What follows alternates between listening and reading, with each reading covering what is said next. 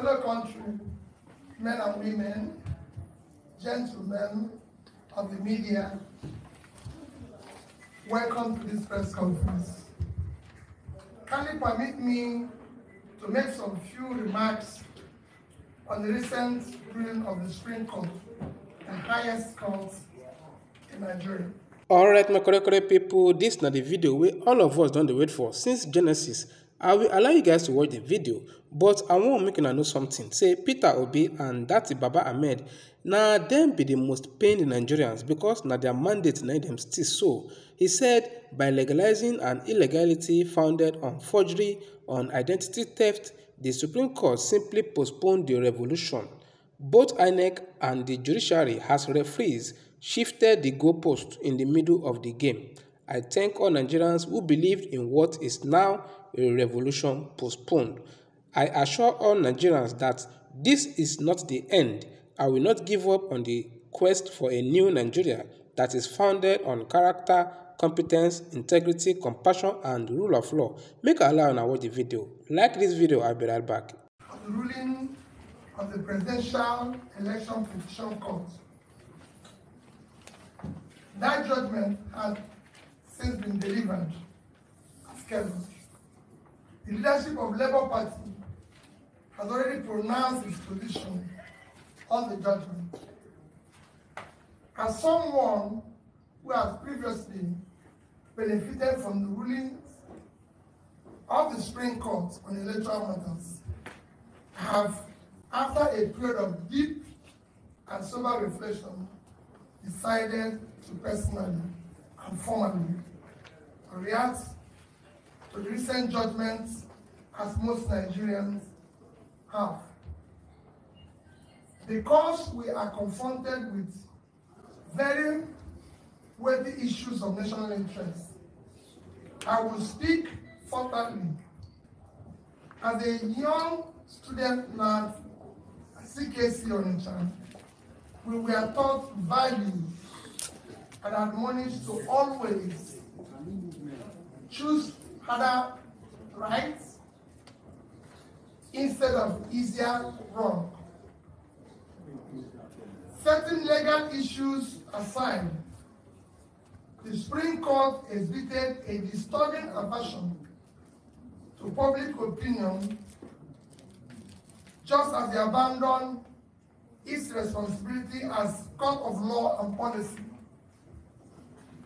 It is therefore with great dismay that I observe that the court's decision contradicts the overwhelming evidence of election rigging, false claim of technical glitch, substantial non-compliance to the rules set by INEC itself, as well as matters of perjury, identity theft, and forgery that has been brought to light in course of this election matter. These are hefty allegations that should not have been treated with levity. More apparently, the Supreme Court's judgment willfully condoned breaches of the Constitution relative to established qualifications and parameters for candidates in presidential elections. With this counter-effective judgment, the Supreme Court has transferred a heavy moral burden from the courtroom to our national conscience. Our young democracy is ultimately the main victim and casualty of the courtroom drama. Without equivocation, this judgment amounts to a breach of confidence Nigerians have in our judiciary. To that extent, it is a show of unreasonable force against the very Nigerian people from whom the power of the Constitution drives. The Supreme Court's ruling may represent the state of the law in 2023, but not present demand for substantive justice. The judgment principles and prospects. Indeed, the rationale and premise of the Supreme Court judgment have been clearly brought to light by deep, revealing, and troubling valedictory remarks of Honorable Justice Musa Datti Ahmed, JSC, on Friday, 27th, 2023. In disagreeing very strongly with the ruling of both the Presidential Petition Court and the Supreme Court on the outcome on the 25th February presidential election, as declared by the Independent Electoral Commission, as Democrats who believe in the rule of law, we recognize that the Supreme Court is the end stage of our quest for legal closure on this matter. As a party and candidate, Datti and I have now exhausted all legal and constitutional remedies available to us. However, this end is only another beginning of our quest for vindication of hope of the common man for a better Nigeria. After all, sovereignty belongs to the people, even for historical purposes. It behoves us to place our disagreement with and deep reservation about this judgment on public record. We have long been aware of how weak the national institutions have negatively affected our democracy. This year, 2023, has been quite remarkable and revealing. INEC displayed incompetence in the conduct of its statutory duties. The judiciary has largely acted in defiance of the constitutional tenets, precedents, and established ground rules. Political expediency has preceded judicial responsibility. A mechanical application of technicalities has preceded pursuit of justice and fairness. Both INEC and Supreme Court, as referees, respectively, shifted the goalposts in the middle of the game. Where the value and import of INEC and recent Supreme Court ruling ends is where our commitment to a new Nigeria begins. Our mission has been more about anchoring a new Nigeria, and it remains unchanged. It is a nation where things will work, where the country will be led from its present waste and consumption orientation to a production-driven economy. Our commitment is to a nation anchored on principles of prudent management of resources, to quickly pull millions out of multidimensional poverty, ensuring transparency and accountability in equitable distribution of opportunities, resources, privileges. In the new Nigeria, we aim to address our met needs by showing compassion for all those left behind by the present system. Going forward, we in Labour Party and the Obedient Movement are now effectively in opposition. We are glad that the nation has heard us loud and clear. We shall not expand the confines of our message of hope to the rest of the country. We will meet the people in their places where they feel pain and answer the needs for hope. At marketplaces, motor parks, town halls, boardrooms, university and college campuses. We will carry and deliver the message of a new Nigeria. As stakeholders and elected Labour Party officials, we will remain loyal to our manifesto. continue to canvass good governance and focus on issues that promote national interest and unity and cohesion. We will continue to give primacy to our constitution, rule of law, and the protection of other liberties. We will offer checks and balances and will vote robustly in forthcoming elections to elect those who share our vision of a new Nigeria. Given the present national circumstances, there is compelling need for a strong political opposition. We shall therefore remain in opposition, especially because of the policies and governance modalities that we in Labour Party campaign for, especially the issue of reducing cost of governance, moving the country from waste and consumption to production, reducing inflation, ending insecurity, promoting the rule of law, guaranteeing the responsibility to protect and stabilize our national currency, are clearly not the priorities of the present administration, nor is it interested in achieving sustainable development goals. It has one thing that gladdened my heart in course of the struggle in the past 18 months.